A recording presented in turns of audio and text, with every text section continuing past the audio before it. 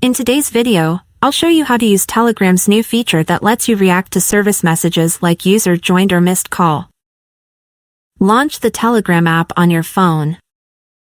Open a group or channel where service messages are present, such as notifications about users joining or leaving or some missed call notifications. Find a service message. For standard messages, reactions were enabled even before this January 2025 update.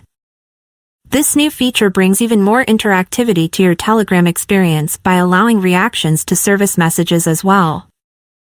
For example, I will react to a missed call. Click Next to such a message. A set of emoji reactions will appear.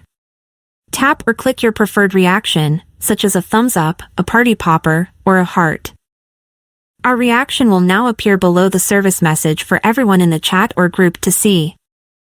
Reactions are visible to all group members, so use them appropriately. You can change or remove your reaction by repeating the steps and selecting a new emoji or deselecting the current one. With this new feature, you can make service messages more interactive and fun. If you enjoyed this tutorial, don't forget to like, comment, and subscribe for more tips and updates.